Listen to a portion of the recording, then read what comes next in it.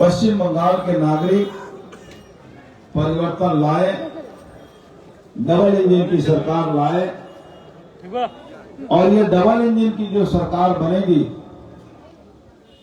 ये पश्चिम बंगाल में एक नया सूरज का उदय होगा, जहां बेरोजगारों को रोजगार मिलेगा, बंद कर कारखाने को खोला जाएगा, नए कारखाने लाए जाएंगे, नए इंडस्ट्री लाए जाएंगे,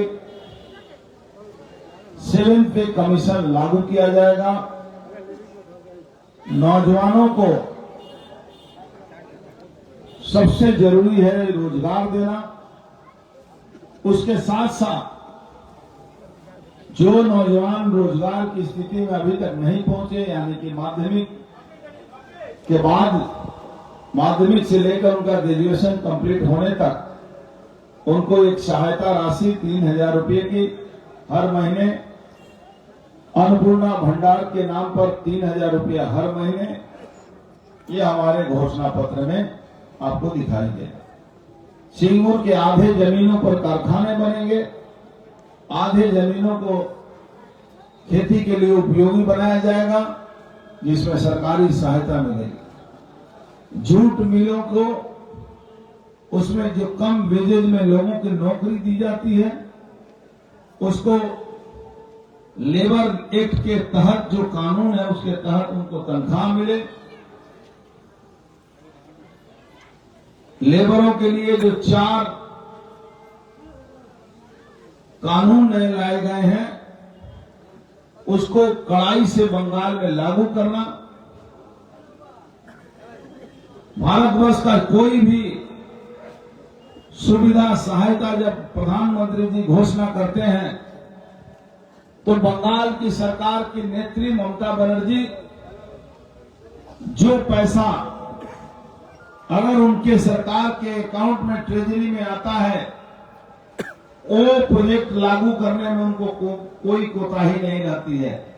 लेकिन अगर कोई प्रोजेक्ट सीधे बेनिफिशियरी के अकाउंट में जाता है, यानी कि अगर आप बीमार हैं, आयुष्मान भारत आपके नाम से आपके अकाउंट में जाएगा पैसा, आपका इलाज के लिए हॉस्पिटल में जब जाएगा, तो वो पैसा जो है ममता बनर्जी को अच्छा नहीं लगता है, क्योंकि उससे कट मनी जो है वो नहीं ले पाएंगे। आज किसान सम्मान निधि से लेकर सभी तरह के सोशल सिक्योरिटी की व्यवस्था भारतीय जनता पार्टी की सरकार करेगी, जो आने वाले 4 मई को पश्चिम बंगाल में सत्तासीन होने जा रही है। अब आइए, जिस जगह पर हम रह रहे हैं, गरुड़िया की इस भूमि पर एक समय में यहां इंडस्ट्री हुआ करता था। डनवर कॉटन मिल की तरह Mahalakshmi cotton mill, Annapurna cotton mill, इस एरिया में 3 कॉटन मिल हुआ करते थे। आज तीनों कॉटन मिल बंद हो चुका है। 49 साल बंगाल पीछे चला गया। 34 साल वामफ्रंट का जमाना, 15 साल ममता बनर्जी का जमाना, जिसमें इस इंडस्ट्रियल बेल्ट, जहां हर चिमनियों से धुआं निकलता था, आज चिमनी भी टूट टूट कर गिर रही है। लेकिन ममता की सरकार एक भी कारखाने लाने में सफल नहीं हुई। एक भी कारखाना नहीं आया। न पीएफ मिलता है, न ग्रेच्युटी मिलती है। जो कारखाने चल रहे हैं 320 रुपया, 300, 350 रुपया में मजदूर को काम करने के लिए मजबूर होना पड़ता है। आज गिरलिया के जो गंगा तट है, उसमें हमेशा जो कटाव होता है, जिससे वहां के लोगों को आए दिन अपने जीवन को खतरे में रखना पड़ता है, लेकिन कोई विकास नहीं। जब मैं एमपी था, उस समय मैंने गिरलिया म्युनिसिपैलिटी से कहा था कि कोई पक्की व्यवस्था कीजिए, वहां के लोगों के लिए जमीन दीजिए, हम उस जमीन पर घर बनाने का पैसा देंगे, आप वहां के लोगों को रहने के लिए सुरक्षित व्यवस्था कीजिए। लेकिन इस म्युनिसिपैलिटी ने एक भी ऐसा कोई कदम नहीं उठाया। आपको पता है कि हर साल वहां लकड़ी का बल्ली लगता है और जब पानी का बहाव आता है तो लकड़ी का बल्ली निकल के चला जाता है और उस लकड़ी के बल्ली का बिल बनते रहता है। एक ही लकड़ी का बल्ली हर साल वहां उसका बिल बनते रहता है। आपको पता है ममता बनर्जी ने खुद कहा था कि राजीव बनर्जी उसके मंत्री थे, इरिगेशन मिनिस्टर, और जब बांध हर साल क्यों टूट जाता है, क्योंकि बांध यहाँ त्रिपाल और मट्टी से बनाई जाती है, त्रिपाल लगा के बांध बनाया जाता है। लेकिन यहाँ की सरकार, पश्चिम बंगाल की सरकार, ममता की सरकार कभी भी इस तरह के जो सेवामूलक कार्य है उसमें विश्वास नहीं करती है। ममता का विश्वास है आधे घंटे में ममता ट्रेडमिल पर चलकर बजट बनाती है।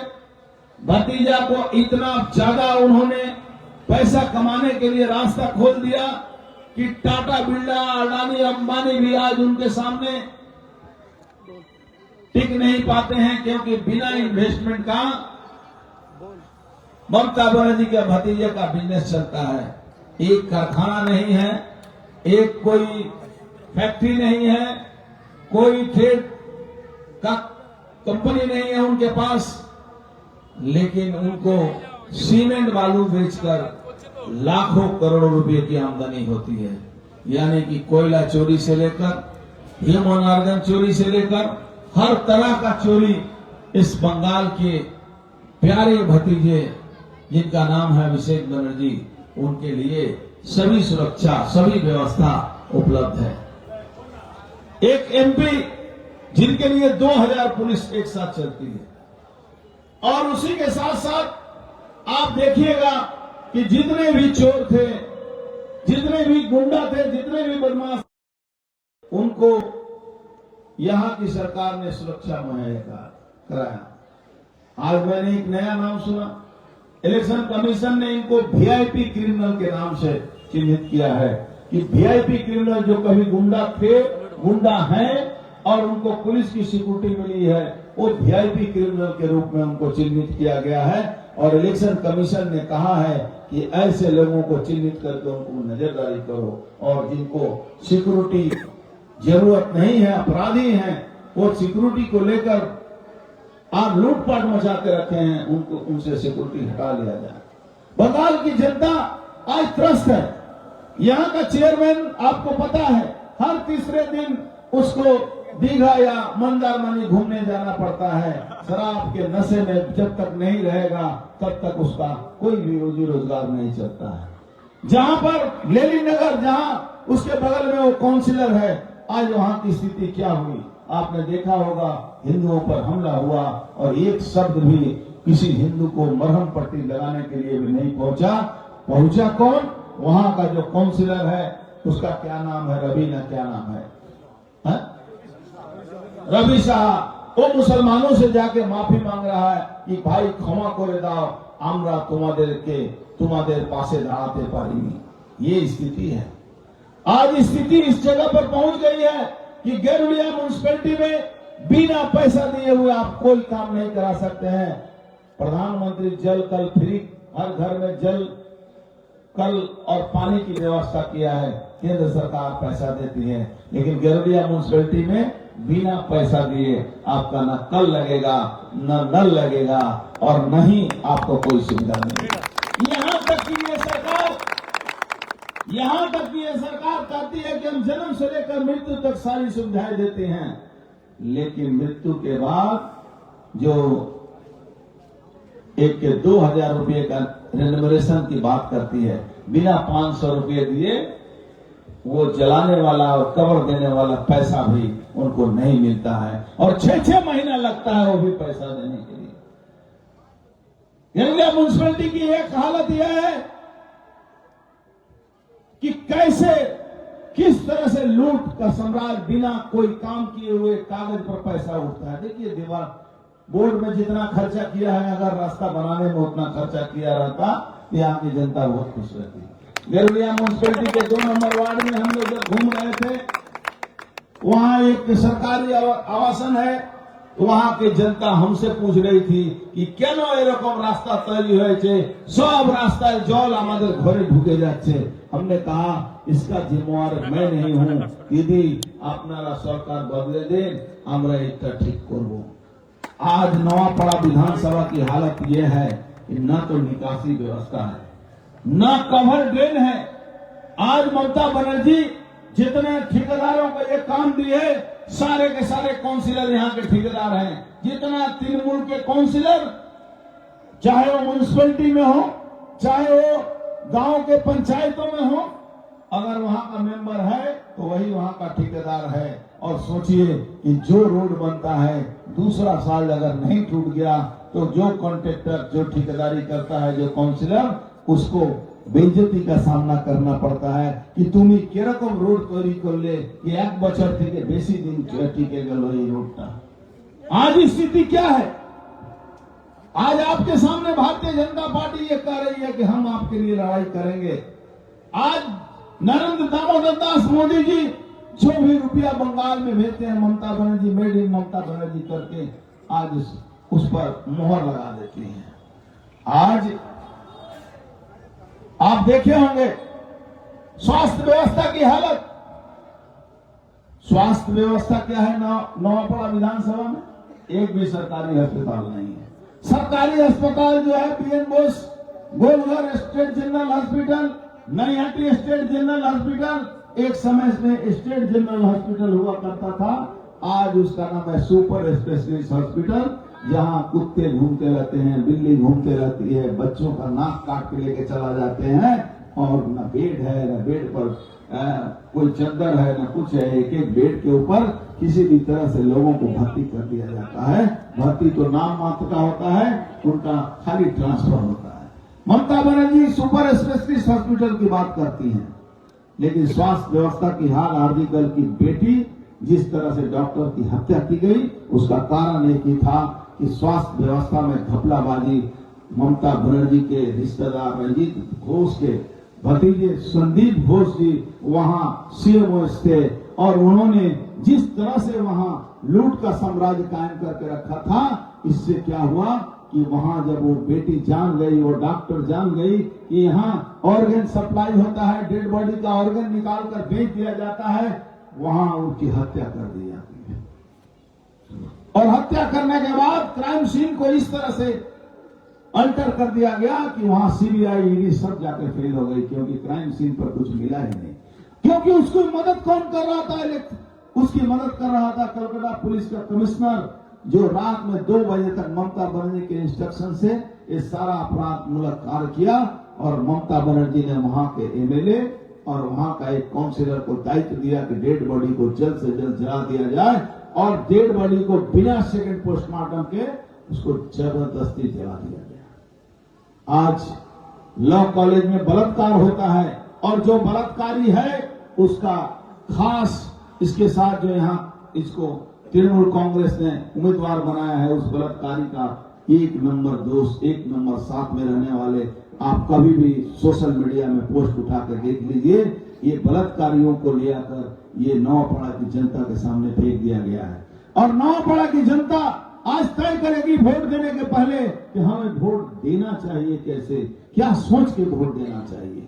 आज आपको सोचना पड़ेगा कि आपका तो उम्र हो गया, किसी का 50 साल, किसी का 60 साल आपकी उम्र बीत रही है, लेकिन आपके बच्चों को नौकरी मिले कि नहीं मिले, आपके परिवार की सुरक्षा मिली कि नहीं मिली, आपको रोजी रोजगार की सुरक्षा मिले कि नहीं मिले, आपका पीएफ ग्रेच्युटी मिलेगा कि नहीं मिलेगा, आपके इलाके का डेवलपमेंट होगा कि नहीं होगा, आपके इलाके में बच्चे पढ़ने के बाद उनकी नौकरियां मिलेगी कि नहीं मिलेगी, आज आपके इलाके के अंदर कोई भी कारखाना आएगा कि नहीं आएगा, इन सारी बातों पर विचार विमर्श करके आपको चुनाव में वोट देना होगा। निश्चित रूप से भारतीय जनता पार्टी की सरकार आएगी। जिस तरह से 21 राज्यों में भारतीय जनता पार्टी ने शांति सुरक्षा व्यवस्था को मजबूत किया है। आपको एक डायलॉग याद होगा जो हमारे योगी आदित्यनाथ महाराज कहते हैं कि अगर किसी बेटी को किसी ने इस चौराहे पर छेड़ा तो अगले चौराहे पर जमराज इंतजार कर रहा होगा। यह है भारत वर्ष के पश्चिम बंगाल के मुख्यमंत्री बलात्कारियों का समर्थन करती है। पश्चिम बंगाल की मुख्यमंत्री जो चोर हैं, लुटेरे हैं, उनको समर्थन करती है। आज कहीं भी चले जाइए, किसी भी रास्ते पर चले जाइए, बिना पैसा दिए हुए कोई भी काम आप पश्चिम बंगाल में नहीं करा सकते हैं। चाहे वो तृणमूल कांग्रेस के टिकट लेने वाले प्रार्थी जो तृणमूल कांग्रेस के लिए कभी काम किए थे, जो सीपीएम से लड़ाई करके तृणमूल कांग्रेस का शासन ले आए थे, अगर आज वो भी पैसा नहीं देते हैं तो उनको भी तृणमूल कांग्रेस में कोई जगह नहीं है, जिसका प्रमाण आपने अपने क्षेत्र में ही देखा होगा कि किस तरह से एक महिला जो विधायक थी उनके साथ अपमान किया गया, उनके साथ अपमान किया गया और यहाँ के तृणमूल कांग्रेस के सारे लोगों के साथ अपमान किया गया। जो लोग पैसा लूट कर पहुंचाएंगे, ममता बनर्जी का दरबार उनके लिए खुला रहेगा, और जो उनके विरोध में रहेंगे उनको गुंडा मवाली, उनको मुकदमा, झूठा मुकदमा दे के फंसाने की कोशिश की जाती है। आप सभी लोगों से मेरा अंतिम निवेदन यही है, और भी बहुत जगह बातें होंगी, लेकिन आज के वक्तव्य में शेष निवेदन एक ही कर रहा हूं कि जब चुनाव के दिन वोट देने जाइएगा तो अपने नहीं, अपने पूरे परिवार को लेकर साथ में जाइए वोट देने के लिए, क्योंकि ये हिंदुओं के लिए अंतिम वोट है बंगाल में। इसके बाद कोई भी हिंदू वोट देने नहीं सकेगा। इतना जानते रखिए, 9 जिला का चेंज कर दिया गया। गजवाए हिंद का नारा देकर पश्चिम बंगाल को गजवाए हिंद का मुख्य केंद्र बना दिया गया है। ये गजवाए हिंद जो है तो पश्चिम बंगाल के लिए केंद्र बनते जा रहा है, और कोई भी व्यक्ति अपनी आवाज को नहीं बुलंद कर सकता है। 1946 में जिस तरह से कलकत्ता किलिंग हुई थी, जिस तरह से हजारों महिलाओं के साथ बलात्कार किया गया था, जिस तरह से हजारों लोगों की हत्या की गई थी, आज वही स्थिति बंगाल में पैदा हो रही है। एक आदमी मरता है, आज सुसाइड करता है रांची में। ममता बनर्जी की कहती है कि बिहारे एक लोकटा पड़ जाए श्रमिक एक मुसलमान के खून कर देवा होय। आज जब वो रांची की पुलिस आती है और कहती है कि ये आदमी सुसाइड किया है, पोस्टमार्टम रिपोर्ट में आया है, उसके पहले हजारों घर जला दिए गए बेलडांगा में। आपने देखा होगा सीएए के बारे में ममता बनर्जी ने किस तरह से मुस्लिम भाइयों को उन्होंने उस्काया था। हजारों करोड़ की रेलवे की संपत्ति जला दी गई। आपको याद होगा कि ममता बनर्जी ने एसआईआर के खिलाफ में किस तरह से आवाज उठाया, रक्त गंगा बोइए देवो, लंग भंडो करे देवो, यही सब वर्ड यूज करके ममता बनर्जी कहती है कि एक कम्युनिटी के जो दिया में छेड़ेगी, मतलब एक कम्युनिटी को मैं छोड़ दूं तो बाद बाकी जो मेजोरिटी कम्युनिटी है 1 सेकंड में 12 से उनका 13 बच जाएगा। उसके बाद भी अगर बंगाल का सनातनी हिंदू यह सोचता है कि हम गंगा जमनी की तहजीब के बारे में सोचता है, तो आपका भविष्य जो है ममता बनर्जी ने अंधकार कर दिया है। हम उस बात को विश्वास नहीं करते हैं कि अगर भारतवर्ष का कोई राष्ट्रवादी व्यक्ति है, वो भारतवर्ष का नागरिक है, वो निश्चित रूप से भारतवर्ष में रहना चाहिए। जो आदमी भारतवर्ष का प्रधानमंत्री कहता है कि भारतवर्ष में सबका साथ, सबका विकास, सबका विश्वास, उस प्रधानमंत्री ने जहां 80 करोड़ लोगों को राशन दिया है, आज वो राशन देने के बाद भी आज जब बात आती है कि भाई देश के विकास के लिए, राष्ट्र के विकास के लिए जो भी काम प्रधानमंत्री मोदी जी करते हैं उनको सपोर्ट किया जाए, तो कहा जाता है ना रे भाई, कमल फूल मेरे लिए हराम है, कमल फूल में वोट नहीं दिया जा सकता है। आप सब चीज सरकार से लोगे, आप सब कुछ सरकार से पाओगे, और उसके बाद कमल फूल यदि हराम होता है तो ये आपको सोचने की जरूरत है कि आपके लिए क्या सही है और क्या गलत है। अब हमें जातियों में नहीं बांटा जा सकता है, अब हमें जात में पात में बांटकर नहीं तोड़ा जा सकता है। हम सनातनी हैं, हम सिर्फ सनातनी हैं। हमारा परिचय सनातन से शुरू होकर और सनातन में खत्म होगा। हमें किसी से लड़ाई नहीं है, लेकिन हम किसी से डरने वाले भी नहीं हैं। हम अपनी सुरक्षा, अपनी रक्षा, अपने देश की सुरक्षा, अपने मंदिरों की सुरक्षा, अपने धर्म की सुरक्षा, अपने समाज की सुरक्षा के लिए हमेशा हम तैयार रहना होगा। तभी आपकी बहन, तभी आपकी मां सुरक्षित रहेगी। आप लैंड जहाज और लव जहाज से बचना है तो एक रहिए।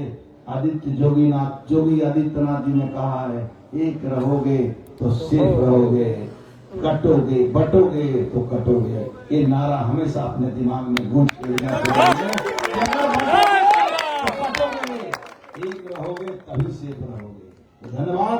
भारत माता की जय। फिर बातें होंगी 29 तारीख को जब चुनाव में जाइएगा, 1 नंबर बटन है, सीधे दबाइएगा तभी मशीन खुलेगा। इतना दिमाग में रखिएगा, नहीं तो उसके पहले मशीन खुलेगा नहीं। 1 नंबर बटन दबाइए और कमल छाप में मोदी जी को वोट दीजिए।